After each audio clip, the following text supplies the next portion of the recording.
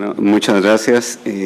Ante todo, quiero agradecerle esta invitación y voy a sacrificar un par de minutos de mi tema para hacer algunos comentarios al doctor Quiroz. Primero, para felicitarlo por la presentación sobre el tema de la Unión Aduanera y anticipar que podamos tener algún intercambio más sobre estos temas que son particularmente de interés de la CIECA, ¿no? Y para hacer algunas notas de pique, creo que es importante que queden en el tapete, ¿no? El tema de la Unión Aduanera Centroamericana, efectivamente, en la forma en que está definido por el doctor Juan Alberto Fuentes Knight, es una paráfrasis de lo que establecen los instrumentos de la Organización Mundial del Comercio.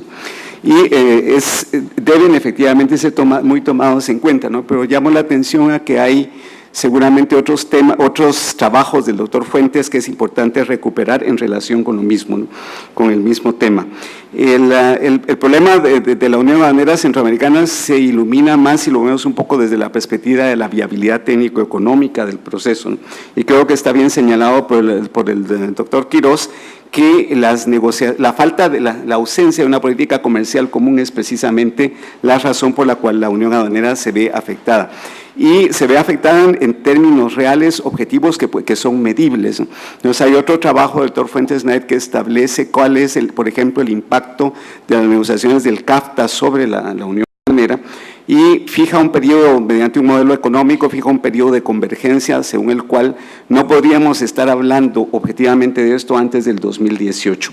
¿Por qué? Porque toda la negociación se dio en sentido bilateral para el tema de acceso a mercados y la posibilidad de un arancel externo común se difiere hasta en tanto no converjan todas las canastas de desgravación que acuerdan los países. Esto se ha agravado conforme hemos avanzado en este siglo sin tener precisamente esa política comercial común, porque mientras no se negocie antes la Unión Aduanera, todas las preferencias que se otorguen a terceras partes siempre serán por debajo de las preferencias centroamericanas, si no fijamos la preferencia centroamericana, que es lo que establecería la Unión Aduanera Centroamericana. Por lo tanto, el acuerdo de asociación con la Unión Europea, que pretende ser regional, también tiene elementos que irrumpen en la armonía del arancel externo, y hasta la adhesión de Panamá implica que hay todavía una negociación para volver a encontrar un arancel externo común con un grado aceptable de armonización. En ese sentido, efectivamente, en términos técnicos, no solamente en términos jurídicos, un país puede ser miembro del número de zonas de libre comercio que quiera, pero solo puede ser miembro de una unión aduanera a la vez, ¿no? Lo que también, como entre paréntesis, explica por qué el Belice, que es un miembro del Commonwealth y tiene un compromiso de unión aduanera hacia terceros, tiene obstáculos para integrarse como unión aduanera con Centroamérica. Bueno, eso es solo para ilustrar y paso a este tema. Me hubiera gustado más participar o haber desarrollado una presentación en un ámbito complementario para poder hablar, por ejemplo, de los paradigmas del proceso de integración, particularmente el proceso de integración económica, pero me han pedido que hable del proyecto que desafortunadamente dirijo. Digo desafortunadamente porque es un tema un poco más árido y muy particular. El tema ha sido mencionado también ya por el doctor Quiroz al hacer referencia muy puntual en alguna de sus filminas a las medidas sanitarias y fitosanitarias, que es lo que más normalmente se trae a colación en relación con uniones aduaneras, por ejemplo, ¿no? Y esto me sirve para aclarar también que la definición estándar de unión aduanera se afecta estrictamente a los controles aduaneros en frontera y que por lo tanto una unión aduanera no exige que haya ni medidas sanitarias ni otras medidas llamadas arancelarias en común en la frontera. Lo que una unión aduanera en sentido ortodoxo hace es simplemente liberalizar de trámites aduaneros a quienes se benefician de ella, ¿no? En ese caso,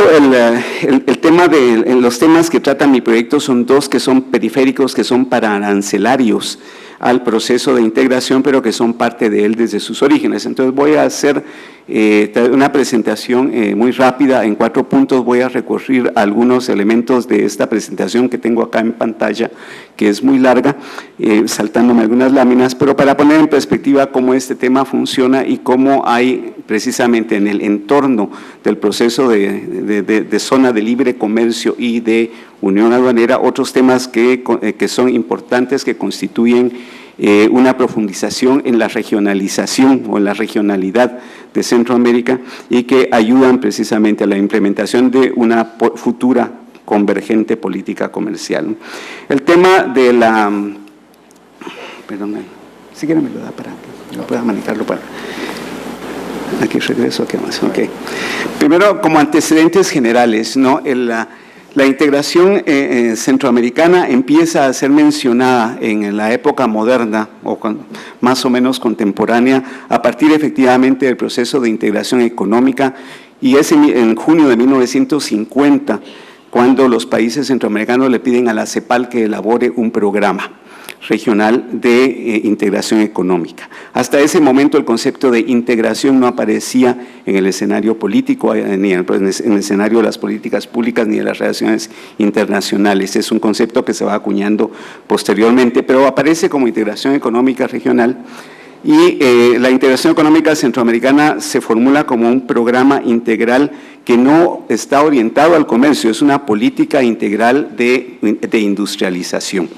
Y como política integrada de industrialización, atañe a los incentivos para el proceso de industrialización, incluye políticas agrícolas o la forma específica en que el tema agrícola debe ser incorporado, pero también incluye en el lenguaje de la época, en buena medida, los conceptos de ciencia y tecnología o desarrollo científico y tecnológico, dentro de los que encaja la transferencia de tecnología y un tema importante que es el de la normalización o las normas técnicas, que son una forma de transferencia del conocimiento que permiten la competitividad en los mercados internacionales. En ese sentido, desde el inicio se genera una institucionalidad que va a durar desde finales de los 50 hasta finales de los 90, y la institución a cargo de desarrollar estos temas era el Instituto Centroamericano de Investigación y Tecnología Industrial, que fue clausurado en 1997. Y que desarrolló una normativa regional para fines de la industria regional, más de 150 normas que todavía constituyen un acervo registrado en la Comisión Panamericana de Normas Técnicas, el COPANT. El ICAITI se cierra como consecuencia precisamente de la reformulación y la reinvención del proceso de integración económica como consecuencia del proceso de Esquipulas y la adopción del protocolo de Tegucigalpa, que tuvo como recurso jurídico el designarse como una sustitución total de la Carta de la ODECA. A partir de 1993, con el protocolo de Guatemala al Tratado General de Integración Económica Centroamericana, se acepta y se asume la crítica al proceso de integración económica según el cual el gran problema es que sí se había desarrollado una zona de libre comercio, pero no se había promocionado ni fortalecido la competitividad de la producción industrial centroamericana. Por lo tanto, al amparo del regionalismo abierto que promovía la CEPAL, el protocolo de Guatemala lo que establece es el fin de la política industrial que ha regido la integración económica en las décadas anteriores, y promueve una política de fortalecimiento de la productividad y la competitividad.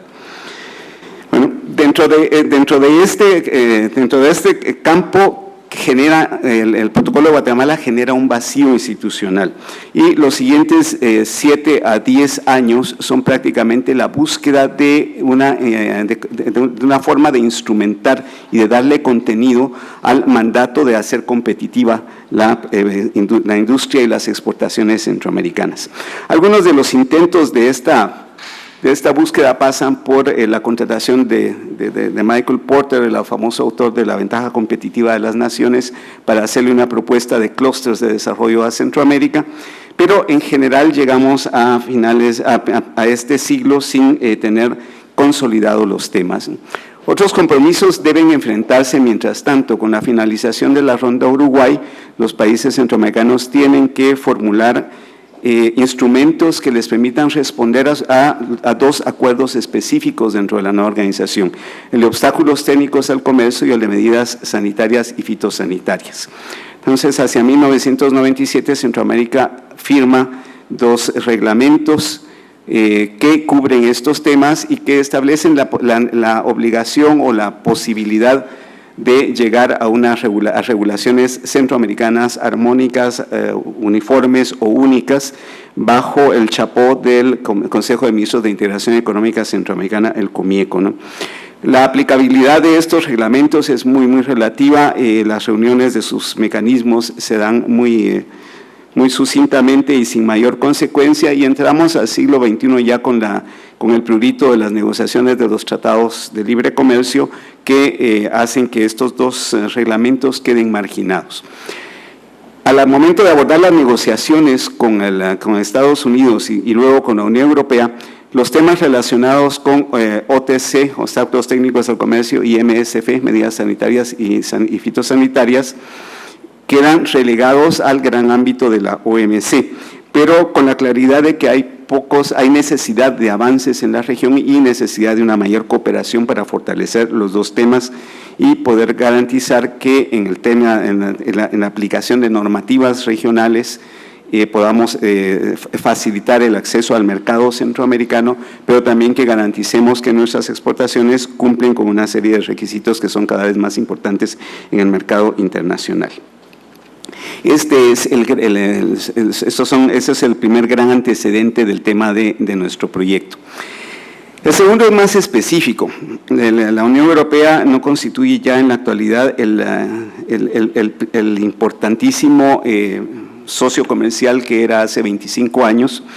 En la actualidad ocupa el tercer lugar en las exportaciones, en la suma de exportaciones e importaciones de Centroamérica. El segundo lo ocupa el mismo mercado común centroamericano y el primero, por supuesto, Estados Unidos.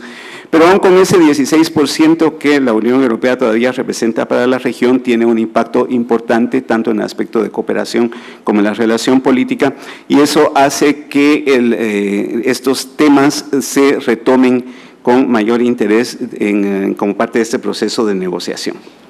Perdón, voy a… acá. Bien, ante la posibilidad de negociar un acuerdo de asociación, una serie de eventos se van a dar en Centroamérica. Voy a avanzar a esta, creo que… no, ok, no la tengo. Bueno, o sea, una serie de procesos tendientes a enriquecer la relación entre la región y Europa. Desde la época de Esquipulas, también la necesidad o el interés centroamericano por suscribir un acuerdo que abarcara el aspecto comercial estuvo presente.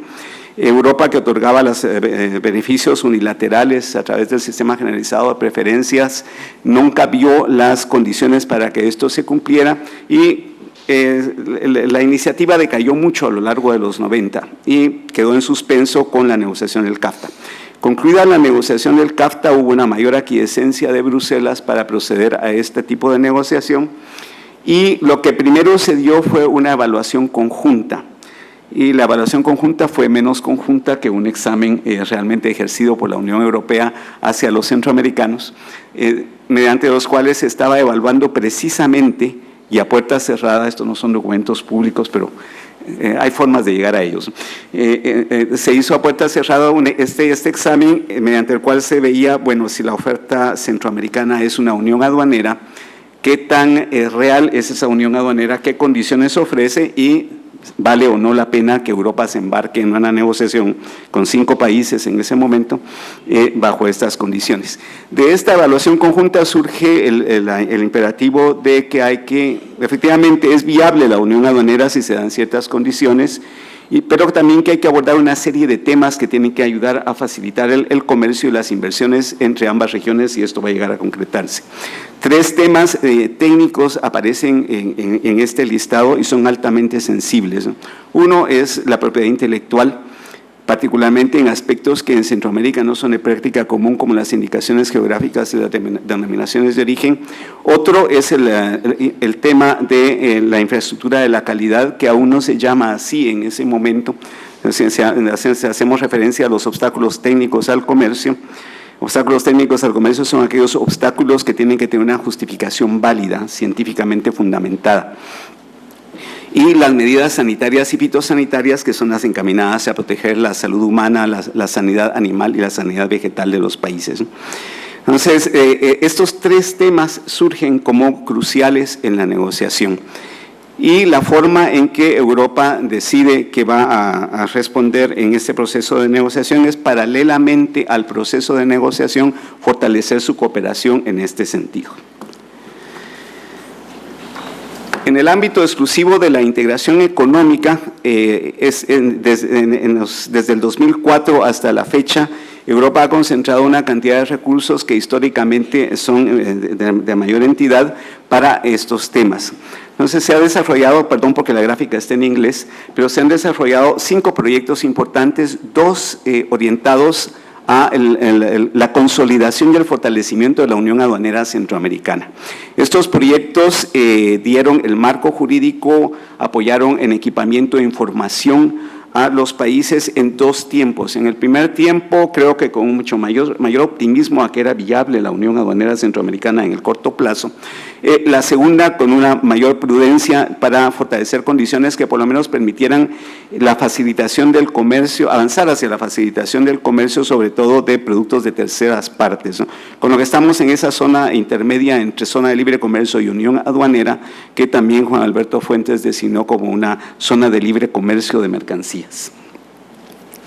El tercer proyecto está vigente en la actualidad, es un proyecto que PRAIA, Programa Regional de Apoyo a la Integración y el Acuerdo de Asociación, ya acepta la posición de lo que estamos es en una etapa de facilitación del comercio, una especie de zona de libre comercio plus, dentro de la cual estamos tratando de facilitar el comercio intracentroamericano de mercancías de terceros socios, sin que necesariamente esto sea una unión aduanera.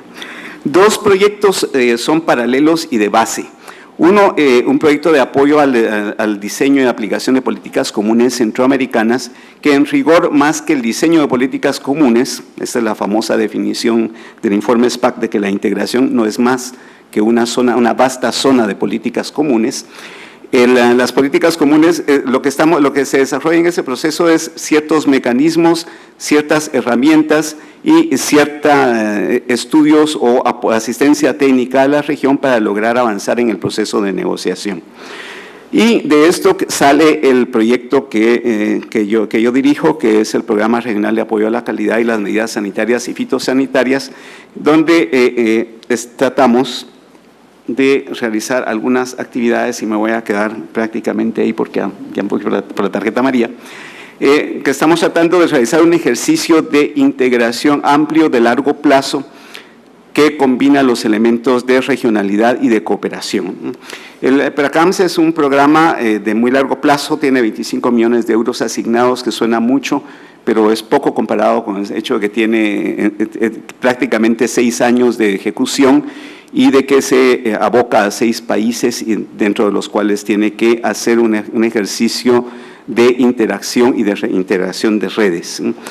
El objeto de este proyecto es crear un sistema regional de calidad, tratando de aprovechar las ventajas comparativas que tiene la institucionalidad centroamericana en las áreas típicas de infraestructura de la calidad, y tratar de avanzar en algo que es más difícil y que también probablemente será un tema también del otro foro, que es esto de las medidas sanitarias y fitosanitarias.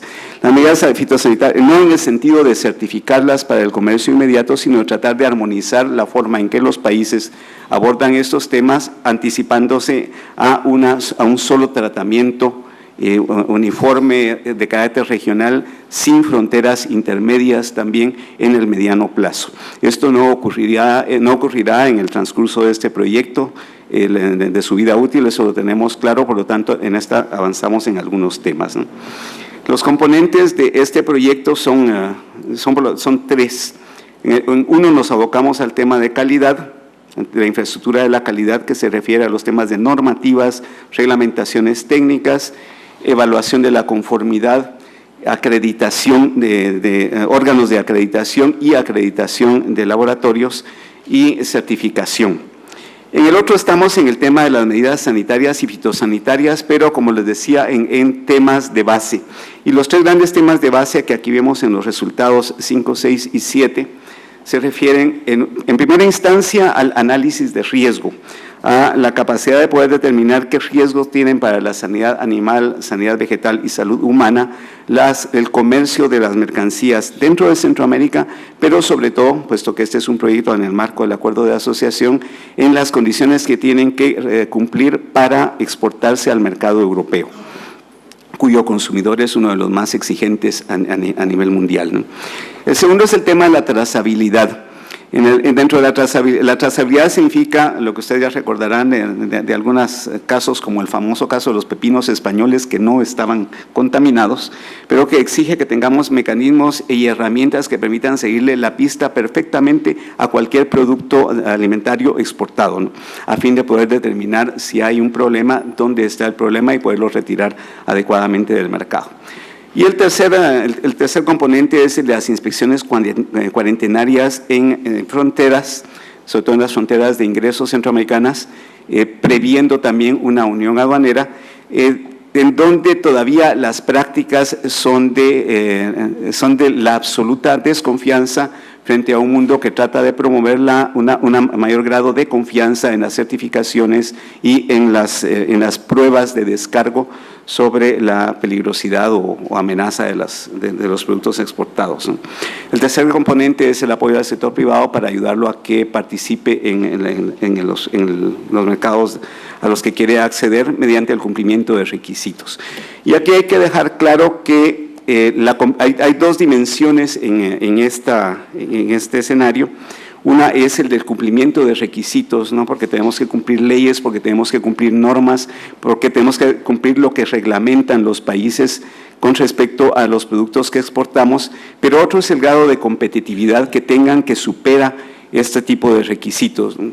Mientras que en el primer ámbito estamos en el ámbito de las reglamentaciones y del rol exclusivo del Estado, en el ámbito de la competitividad estamos en el ámbito voluntario, aunque respaldado por los Estados para garantizar la confiabilidad de la normativa aplicada, y estamos en el ámbito también de la participación o el interés voluntario de los productores. No voy a avanzar en esto, porque ya avancé en esto, solo quería finalizar en el último minuto. El proyecto hace esto prestando asistencia técnica, formación, dando equipamiento a los laboratorios, pero espera tener una serie de impactos en distintos niveles. En primer lugar, el proyecto espera tener un impacto en el mismo proceso de integración económica mediante una aproximación casuística en un sentido muy técnico de regionalidad y de cooperación. Y esto lo hace no mediante el desarrollo de nuevas instituciones, porque eso no es su mandato, sino mediante la integración de sistemas y redes regionales de cooperación y eventualmente que sean reconocidas eventualmente en el marco de la institucionalidad centroamericana. Segundo, mejorando los procesos mediante los cuales se elaboran los reglamentos técnicos centroamericanos, que en este momento todavía corresponden a metodologías muy anticuadas, muy engorrosas y de fácil obsolescencia tecnológica. Y en tercer término, apoyando ciertos reglamentos específicos en temas clave, el de las buenas prácticas reglamentarias para empezar, pero temas como el de las alertas tempranas en el caso de peligrosidad de alimentos o de residuos peligrosos, para dar unos ejemplos en los que ya hemos presentado nuestras propuestas al Consejo de Ministros de Integración. Es también mediante una metodología de apoyo a cadenas de valor, un proyecto que trata de ayudar al acceso de mercados, no solo mediante el cumplimiento de requisitos, que es el primer nivel, sino también en la dimensión de la competitividad, es decir, de aprovechar los nichos de mercado específicos donde un mayor aporte de conocimiento o de innovatividad genera un espacio para comercializar mejor. Y finalmente, en el fortalecimiento institucional, en la medida en que estamos mejorando las certificaciones y las capacidades de gestión de los sistemas nacionales de calidad y de los laboratorios de sanidad animal, sanidad vegetal e inocuidad de los alimentos. Y creo que llega el minuto cabal. Sí. Muchísimas gracias.